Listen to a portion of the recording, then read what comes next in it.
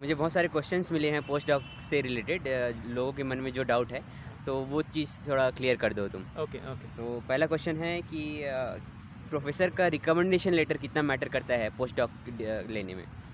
मैं कहूँगा मतलब मैटर करते हैं, फिर नहीं भी करते क्योंकि मेरे साथ दोनों ही हुआ है। ओके। तो मैंने पार्ड्यू में इंटरव्यू दिया, तो वहाँ पे मेरा ऑफ़र लेटर मतलब आ गया, लेकिन रिकमेंडेशन लेटर अभी तक नहीं पूछा, शायद बाद में पूछ सकते हैं, नहीं पता नहीं। ओके। लेकिन नहीं पूछा उन लोगों ने। लेकिन मैनचेस्टर में मेरे प्रॉफ को पूछा है। ओके। विदाउट रिकमेंडेशन लेटर नहीं होता शायद, वहाँ ओके। मैंडेटरी है वो। ओके। तो it depends, like it depends on the universities, it depends on the prof. So but both are really important. Okay. Like अच्छा इंटरव्यू देना भी और रिकमेंडेशन लेटर प्रॉफ से भी इम्पोर्टेंट है। मुझे वो भी लगा मैनचेस्टर के लिए। पोस्ट डॉक कितने साल का होता है? ऐसा कोई हार्ड एंड फास्ट रूल नहीं है। हाँ। लेकिन जनरली हम साइंस बैकग्राउंड से है, तो हमने देखा है कि 3 साल का एक काइंड ऑफ एक्सपीरियंस है। तो 3 साल का लगता है post doctoral experience for like academy में जाने के लिए, डिफरेंट पोजीशन में अप्लाई करने के लिए। कहीं कहीं ऐसा लिखा होता है कि you need 3 years of post doctoral experience. तो जैसे तुम अभी जा रहे हो वो 1 साल का है? हाँ, इनिशियली 1 साल का कॉन्ट्रैक्ट है, लेकिन वो मतलब एक्सटेंशन देगा, depends on the project, how I am doing. तो कोई फिक्स टेन्योर नहीं है कि 1 साल का होगा, 2 साल का होगा? नहीं, ऐसा कुछ नहीं है। और कितने पोस्ट डॉक ले सकते हैं, कितने पोस्ट डॉक होना चाहिए मतलब?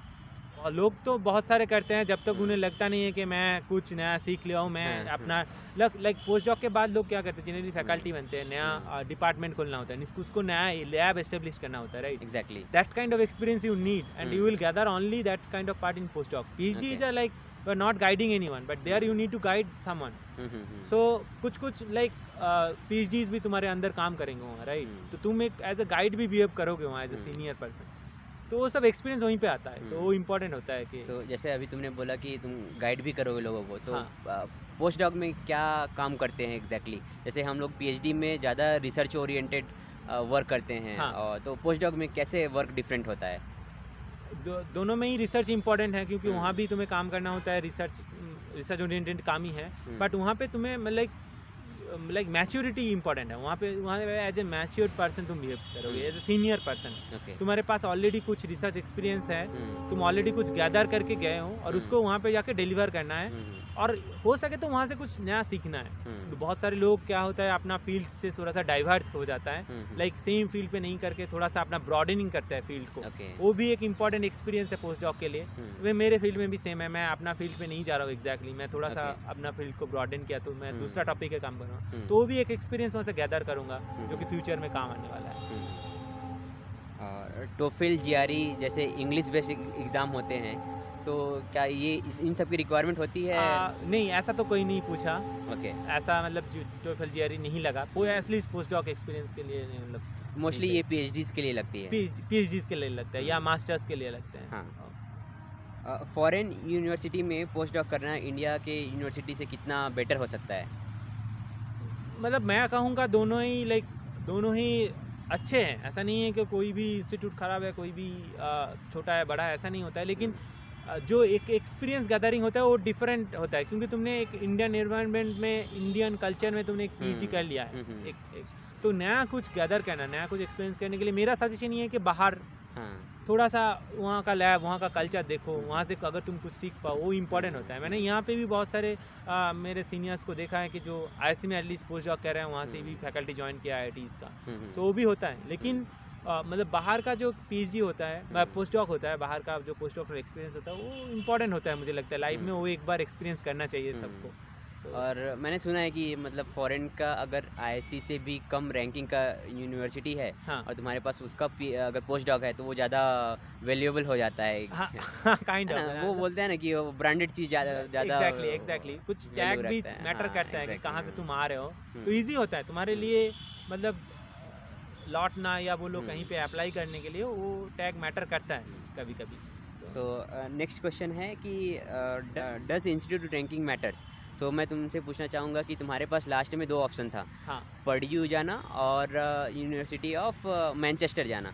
तो तुमने यूनिवर्सिटी ऑफ मैनचेस्टर को कैसे रूल आउट किया, जबकि उसका ranking 29th QS world ranking में आता है वो? हाँ। और पर्ड्यू का 100 के आसपास। तो कैसे तुमने पर्ड्यू को चूज़ किया? देखो मेरे एक कंफ्यूजिंग था क्योंकि वहाँ ग्रुप भी अच्छा है, यूनिवर्सिटी रैंकिंग भी बहुत आगे है, लेकिन मुझे लगा कि जो डिस्कशन प्रॉफ के साथ हुआ एंड जो प्रोजेक्ट था वो बहुत इंटरेस्टिंग था। तुम्हारे प्रॉफ के साथ? नहीं, मतलब पाडू का जो प्रॉफ थे, हाँ, जिनके अंडर तुम काम करने हाँ, जा रहे हो। हाँ, हाँ, तो वो बहुत इंपॉर्टेंट थे मुझे लगा, और डिस्कशन बहुत डिटेल में हुआ था एक्चुअली कि कैसे इसको प्रोजेक्ट को आगे बढ़ाए, कैसे वहाँ पे कुछ सेटअप करना है, वो सब चीज़ें। और इम्पॉर्टेंटली जो प्रोजेक्ट है वो मुझे बहुत अच्छा लगा। तो मुझे लगा कि हाँ, मुझे पाडू ही जाना चाहिए, इवन इफ दोनों ही मतलब प्रेस्टिजियस है, दोनों ही कॉलेज बहुत अच्छा है, बहुत प्रेस्टिजियस है, बट मुझे ये प्रोजेक्ट बहुत इंटरेस्टिंग लगा, तो उसके लिए मैंने शायद पाडू को चूज़ किया है। ओके, सो जो लोग देख रहे हैं और सोचते हैं कि यूनिवर्सिटी का रैंकिंग मैटर करता है कि हमको MIT मिल गया तो हमको MIT में ही जाना है, तो ऐसा मेरे ख्याल से तुम्हारे एक्सपीरियंस से तो मतलब नहीं लगता है कि होना चाहिए। मैं ये कहना चाहता हूँ कि अगर MIT मिला है उसको और कहीं मतलब दूसरा यूनिवर्सिटी मिला है जो कि आसपास ही नहीं है, तब चूज़ करने का जगह नहीं है, लेकिन दो अगर कंपेरेबल है और दोनों अच्छा यूनिवर्सिटी तुम्हें मिला है, तो मुझे लगता है वहाँ पे इंटरेस्ट मैटर करता है, जिस पे तुम काम करना चाहते हो, जिसमें तुम्हारा फ्यूचर है। एग्जैक्टली, तो वो इम्पोर्टेंट है rather than ranking, purely ranking.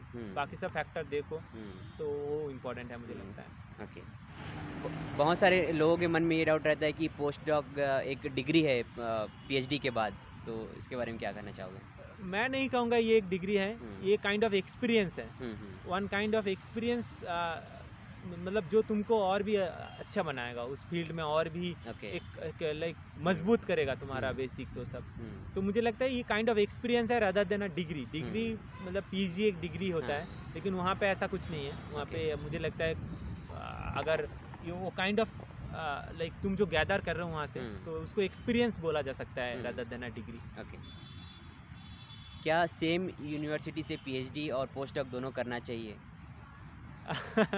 मुझे लगता है कि नहीं करना चाहिए आइडियली, क्योंकि तुम्हें ऑलरेडी वहाँ पे एक पता है कि कैसा होता है माहौल, कैसा होता है चीज़ें। तो मुझे लगता है थोड़ा सा अलग दुनिया में जाके, अलग जगह पे जाके थोड़ा सा देखना चाहिए कि क्या होता है। तो बेटर तो मूव ऑन, लाइक अलग जगह से अगर तुम्हें मिल रहा है ऑफर, तो जाओ उसको एक्सप्लोर करो, वहाँ से कुछ अगर गेन हो सकता है तो बहुत अच्छा। अगर कोई MIT में ही अगर PhD कर रहा है तो उनको क्या करना चाहिए? मैंने ऐसा देखा है, मेरा एक वो था, मतलब मेरे घर के पास एक दादा था, बड़े भाई था, तो उन्होंने MIT से PhD का, फिर हार्वर्ड में मूव किया पूछो कि, तो सेम लेवल का है, ऑलमोस्ट सेम लेवल का है दोनों यूनिवर्सिटी, लेकिन उन्होंने मूव किया वहाँ से, तो अलग एक एक्सपीरियंस लेने के लिए मुझे लगता है वो बहुत इंपॉर्टेंट है, और वो काम में आएगा कभी ना कभी, के एक ही एनवायरनमेंट से दूसरा एनवायरनमेंट में जा रहे हो, वहाँ पे भी नया स्टार्टिंग है, तो सब जगह नया होता है ना चीज़ें, तो वो इम्पोर्टेंट है मुझे लगता है। सो राहुल, बहुत बहुत धन्यवाद, तुम कल यहाँ से जाने वाले हो, आज मुझे 2 घंटा टाइम दिए, तो I really appreciate you and very good luck for your future and your future projects. Thank you. So हाँ, मतलब वही कि अभी तो मेरा यहाँ ख़त्म हो गया, मैं जाने वाला हूँ, देखते हैं मतलब कहाँ होता है सब चीज़ें, और मिलते हैं। बहुत बढ़िया होगा सब कुछ। ठीक है, थैंक यू। मेरा फील्ड अनसर्टन है, माथे पे जिम्मेदारियों का भी तो बर्डन है, मैं पूरी मेहनत कर भी शायद हार जाऊंगा, पर कोशिश भी ना की तो जीते जी मर जाऊं।